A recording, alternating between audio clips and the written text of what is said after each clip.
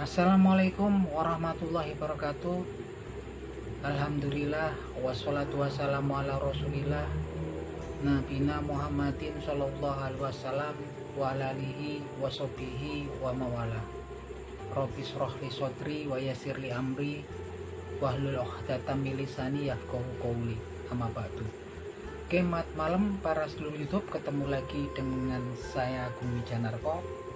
Oke para sedulur, seperti biasa di malam hari ini saya pengen ngajak para sedulur-sedulur saya, sobat-sobat saya, teman-teman saya yang sudah subscribe dan join di kanal YouTube saya ini untuk ngobrol santai seputaran hal-hal yang bersifat religius. Jadi teman-teman, Nabi Muhammad SAW bersabda dalam sebuah hadis yang diriwayatkan oleh Imam Bukhari yang bunyinya sebagai berikut. Bismillahirrahmanirrahim. Layak tiana ala nasi layubalil mar'u bima akhodal mala amin halali amin haram, yang artinya sebagai berikut. Layak tiana ala nasi, zamanu, akan datang sebuah zaman, suatu zaman pada umat manusia, la yubalil mar'u bima akhodal mala,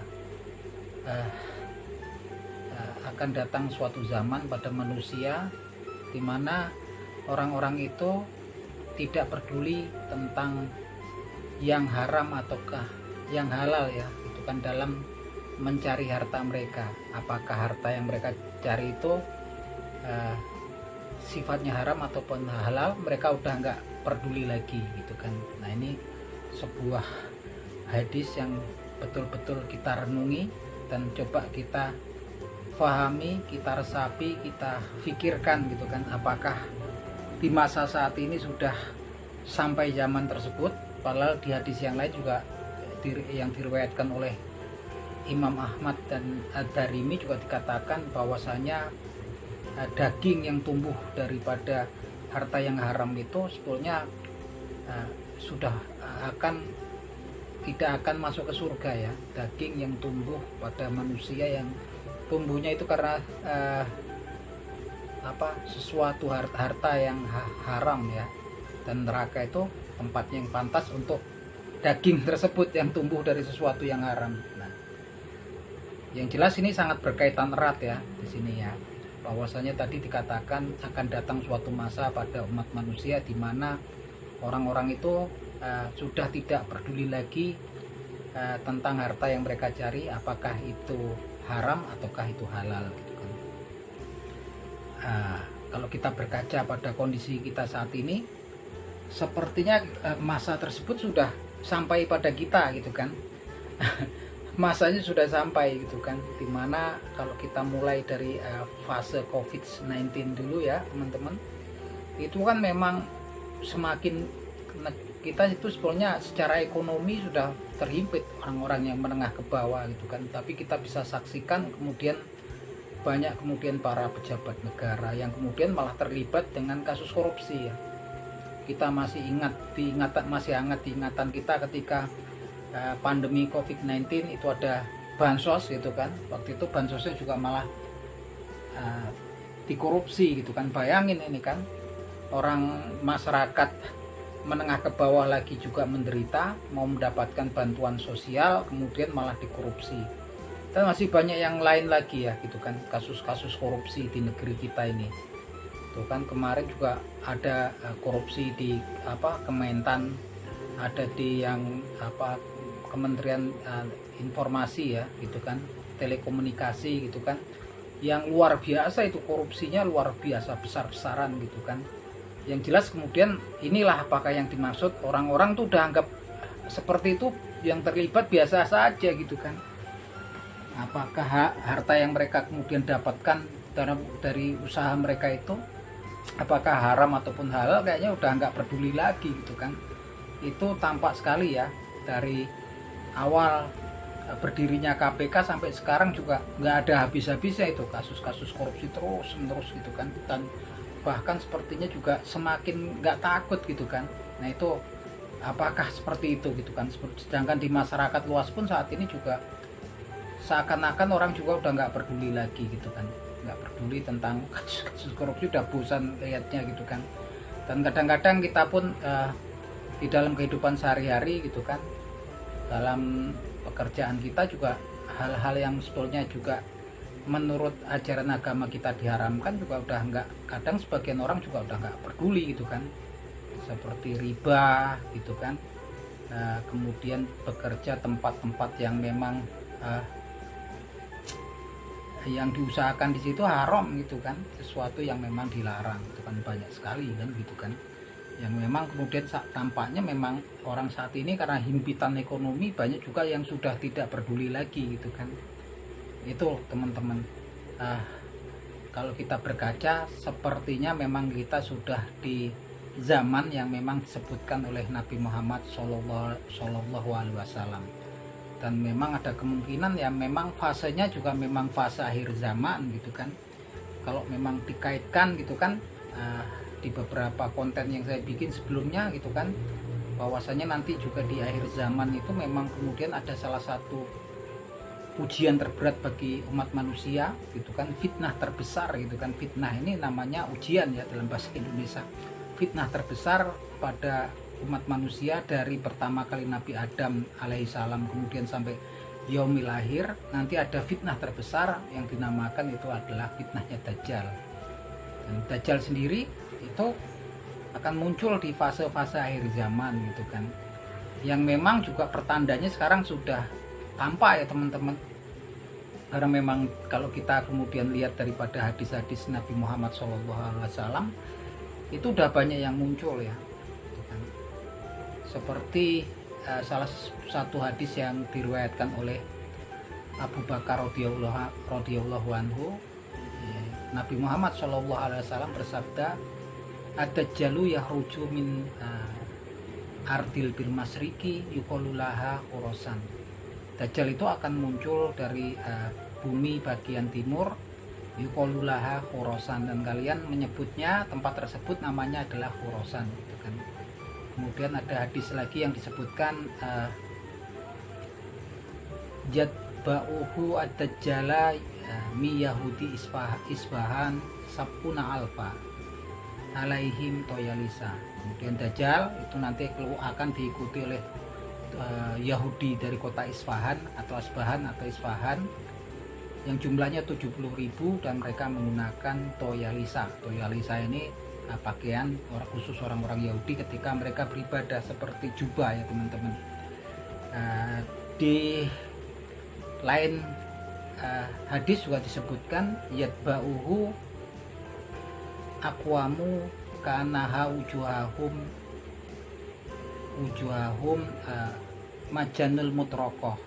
Dajjal juga akan diikuti oleh orang-orang yang kemudian wajahnya seperti perisai, suatu kaum yang wajahnya seperti perisai yang dilapisi kulit. Nah, ini teman-teman. Nah, dari ketiga hadis yang saya sebutkan tadi itu ada benang merahnya sekarang ya. Seperti yang diceritakan, Dajjal akan diikuti oleh 70.000 Yahudi dari kota Isfahan yang menggunakan toyalisa. Kota Isfahannya sendiri ini sudah ada, dan subhanallah penduduknya adalah mayoritas orang Yahudi. Dan mereka kalau beribadah di sinagognya mereka menggunakan toyalisa. Nah, ini hadis yang disabdakan oleh Nabi Muhammad Shallallahu Alaihi Wasallam 1450 tahun yang lalu ya teman-teman. Bayangkan sekarang, saya nggak ngerti ketika hadis itu disabdakan oleh Nabi Muhammad Shallallahu Alaihi Wasallam, apakah kota Isfahannya juga sudah ada atau masih suatu kampung yang kecil. Tapi yang jelas saat ini kota Isfahan ada, letaknya di Iran, penduduknya subhanallah orang Yahudi, dan dikatakan Dajjal itu akan muncul dari region Khurasan. Khurasan sendiri ternyata ada di beberapa negara ya, wilayahnya itu di perbatasan. Sebagian ada di Turkmenistan, sebagian ada di Afghanistan, sebagian berbatasan dengan Pakistan. Nah, ada salah satu region Khurasan yang masuk sebagai provinsinya Iran ya. Provinsinya Iran, dan kebetulan region Khurasan tersebut bersebelahan sama kota Isfahan. Apalagi teman-teman ini, subhanallah gitu kan, bukan kebetulan saya rasakan. Dan hadis yang selanjutnya tadi mengatakan yatba'uhu aqwamu kanaha wujuhahumul majanul mutraqah, dan dia diikuti oleh orang-orang yang memang suatu kaum yang wajahnya seperti tameng yang kemudian dilapisi kurit. Yang di hadis yang lain, dalam riwayat yang lain disebutkan bahwasanya mereka itu adalah suku-suku Turk. Salah satu kemudian tanda akhir zaman ketika umat muslim nanti juga memerangi orang-orang Turk. Dan lebih mengagetkan lagi ketika saya lihat ternyata suku-suku Turk ini ada di perbatasan dengan daerah-daerah region Khorasan ya. Di situ ada Tajikistan, Turkmenistan, Tajikistan, Kazakhstan, Azerbaijan. Ini suku-sukunya suku Turk ya, suku Turk ini memang yang mendiami Asia Tengah ya, gitu, yang mendiami Asia Tengah. Dan yang paling tulen suku Turknya adalah di Turkmenistan. Dan mereka ini keturunannya adalah keturunan orang Asia Tengah dengan orang-orang Mongol ya. Ketika Mongol itu menginvasi sampai Asia Tengah, sampai Eropa Timur, mereka berasimilasi dengan orang-orang lokal, suku Turk lokal, kemudian menghasilkan orang Turk sekarang ya. Kalau teman-teman lihat yang orang-orang Tajikistan, kemudian teman-teman lihat orang di Turkmenistan tuh wajahnya mirip orang kulit putih ya, khas Kaukasia, tapi kemudian matanya juga sipit kayak orang Cina. Kemudian rambutnya juga jigrak-jigrak gitu kan, hitam sebagian pirang gitu kan. Ini adalah asimilasi suku bangsa Mongol dulu yang menginvasi Asia Tengah sampai Eropa Timur dengan suku-suku Turk. Dan semenjak tahun 1991 gitu kan, ketika Uni Soviet kemudian runtuh, mereka ini negara-negara yang mayoritas penduduknya suku Turk ini merdeka ya, seperti Turkmenistan, Tajikistan, Azerbaijan. Kita bahas Turkmenistan. Turkmenistan ini berbatasan dengan region Khorasan yang ada di Iran gitu kan. Jadi sebelah sininya dia berbatasan dengan kota Isfahan, sebelah sononya sama negara Turkmenistan. Turkmenistan sendiri ketika saya lihat profil negerinya, ibu kotanya Ashgabat kalau nggak salah ya. Kemudian ternyata ketika mereka berdiri sendiri, merdeka daripada Uni Soviet dulu pecah, kemudian mereka berdiri sendiri sebagai negara yang memang mandiri. Waktu itu yang berkuasa di Turkmenistan inilah ketika bergabung dengan Uni Soviet, partainya tunggal ya, partainya adalah Partai Komunis. Dan saat ini ketika mereka merdeka tahun 1991 berpisah dari Uni Soviet, itu konstitusinya ya, konstitusi yang konstitusi negara situ itu kan yang memang oleh Dewan Militer hanya mengenal satu partai ya, gitu kan, bukan multi partai kayak Indonesia. Jadi yang diizinkan untuk ada di Turkmenistan itu adalah satu partai, dan itu merupakan perwujudan dari Partai Komunis dulu, kemudian berubah menjadi namanya Partai Demokrat. Itu Partai Komunis yang dulu di zaman Uni Soviet itu yang berkuasa, kemudian berubah nama menjadi Partai Demokrat yang kemudian saat ini berkuasa di Turkmenistan. Turkmenistan sendiri itu bentuknya pemerintahan sebenarnya republik ya, tapi sebenarnya kalau untuk masuk ke negara demokrasi sebenarnya nggak masuk ya, karena memang kemudian dia cuma mengenal satu partai, nggak ada boleh partai yang lainnya, dan itu perwujudan daripada Partai Komunis yang dulu di masa Uni Soviet berubah namanya menjadi Partai Demokrat yang sekarang berkuasa di Turkmenistan. Yang jelas kita nggak tahu Turkmenistan ini, tapi kayaknya memang banyak orang muslimnya juga seperti di Iran ya. Kalau di Iran kan memang muslimnya muslim Syiah gitu kan. Tapi ya itu dikatakan bahwasannya nanti Dajjal malah munculnya dari region Iran ya, dari Khorasan gitu kan. Khorasan kalau ini udah pas ya, di sebelah sininya, di sebelah sininya perbatasan Khorasan yang sebelah sini dekat Iran, dia kota Isfahan ya.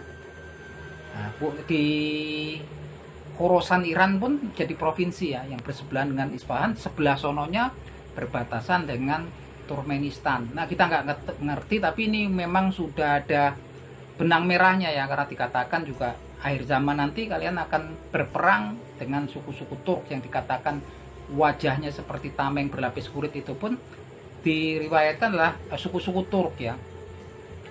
Nah, ini Benang merahnya udah tampak sekali nih. Khorasannya sudah ada, di Iran sudah ada, dan itu provinsi Khorasan ya, yang bersebelahan dengan kota Isfahan, provinsi Isfahan, dan juga bersebelahan dengan negara Turkmenistan yang penduduknya juga sebagian besar mayoritasnya adalah suku Turk ya. Kita nggak ngerti benang merahnya, tapi sudah jelas ini kalau yang disebut-sebutkan semua ini sudah ada ini gitu kan, bidak caturnya udah ada di sebelah sono gitu kan. Nah ini teman-teman, ini sebuah hadis, kalau kita berpikir ngeri teman-teman. Ini hadis-hadis ini memang ngeri karena memang saat ini oknum-oknum yang disebutkan di hadis tersebut sudah bermunculan gitu kan. Walaupun juga banyak cerita yang sebetulnya nggak referensinya bukan hadis dan Al-Quranul Karim ataupun hadis ya, bahwa Dajjal itu keluar dari Pulau Socotra, terus kemudian Dajjal akan muncul dari segitiga Bermuda, kemudian ada yang bilang munculnya dari Amerika ataupun Israel gitu kan. Tapi kalau kita orang yang beriman, referensi kita adalah Al-Quranul Karim dan Al-Hadis gitu kan. Nah di hadis tadi disebutkan memang sudah sangat jelas sekali ya gitu kan. Dan saat ini memang yang disebutkan dalam hadis tersebut sudah bermunculan gitu kan. Tapi yang aneh memang saat ini kan memang kita masih menunggu. Mungkin kalau usia kita panjang kita akan tahu nanti ceritanya seperti apa. Karena memang justru sekarang Iran dengan proksinya ya, yang ada kemudian di Yaman, milisi Syiah yang ada di Yaman, kelompok Houthi, kemudian yang ada di Irak dan juga di Erbil, dan juga yang ada di Syria dan juga Lebanon, ini sedang sengketa ya, lagi konflik sama Israel secara tidak langsung gitu kan. Bahkan pejuang Hamas pun bantuannya sebagian besar kan memang dari Iran ya gitu kan. Walaupun alirannya kita nggak ngerti apakah mereka Sunni ataupun Syiah. Yang jelas bantuan terbesar saat ini yang lagi berkonflik langsung dengan Israel itu adalah Iran dengan proksinya gitu kan. Nah ini jadi aneh kan gitu kan, karena Dajjal sendiri dikatakan adalah rajanya kaum Yahudi gitu kan, Al-Masihnya kaum Yahudi. Tapi posisinya saat ini kan memang justru mereka malah berkonflik ini, yang ditinggali ini Iran beserta proksinya melawan Israel ya gitu kan. Nah kita mungkin nanti kalau usia kita panjang kita bisa kemudian melihat benang merah yang sekarang ini udah mulai alurnya sudah tampak gitu kan.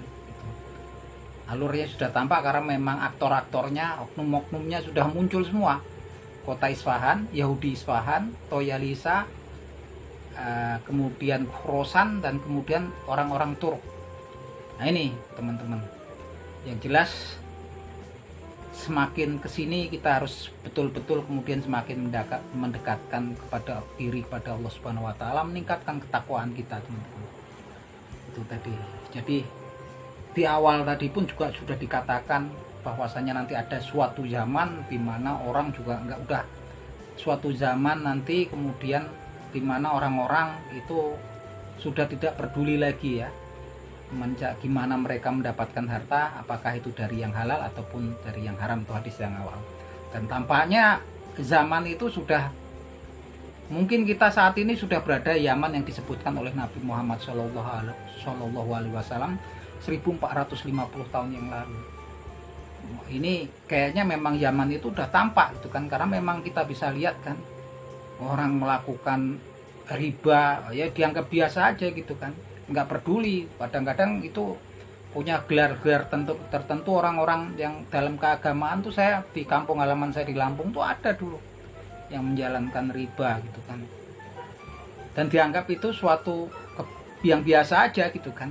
Padahal itu kan salah satu dosa yang besar ya. Bahkan di surat Al-Baqarah tuh dikatakan kalau kita melakukan riba kita di neraka khalidinafi selamanya kita gitu kan. Bahkan di hadis juga riba itu adalah banyak tingkatannya, dan tingkatan yang terendah adalah berzina dengan ibu kandung kita.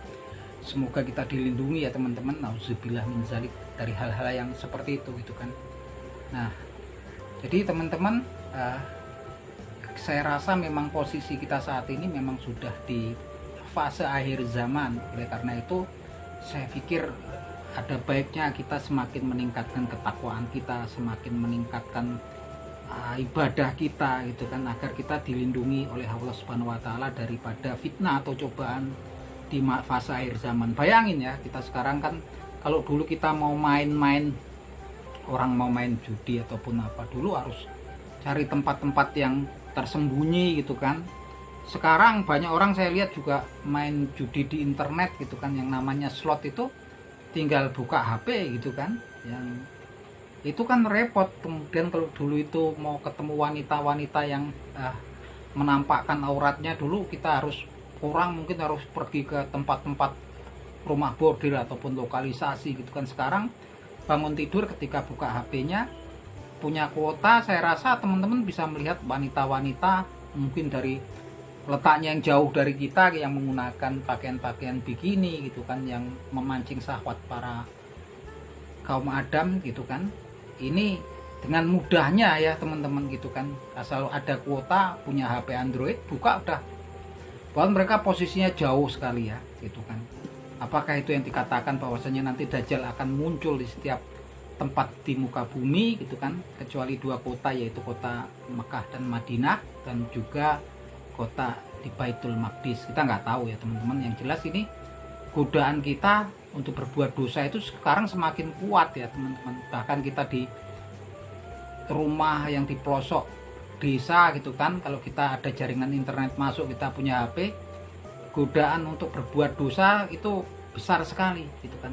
Artinya memang kita butuh daripada perlindungan daripada Allah Subhanahu wa taala untuk kemudian terlindungi untuk melakukan dosa-dosa. Oke, gitu teman-teman. Itu saja obrolan kita malam hari ini. Saya berharap teman-teman yang nonton video saya mendapatkan pahala dari sisi Allah Subhanahu wa taala. Begitupun juga saya, karena diberitakan bahwasanya ketika ada majelis orang-orang yang berkumpul membicarakan tentang tanda-tanda kebesaran Allah Subhanahu wa taala, membicarakan tentang kebesaran Allah Subhanahu wa taala, membicarakan tentang dinnya Allah Subhanahu wa taala, agamanya yang diturunkan oleh Allah Subhanahu wa taala, itu para malaikat datang berkerumun di majelis tersebut untuk memohon beristighfar, memohonkan ampun bagi orang-orang yang berkumpul di situ. Semoga kita termasuk daripada orang-orang tersebut teman-teman. Akhir kata, wabillahi taufik wal hidayah. Wassalamualaikum warahmatullahi wabarakatuh.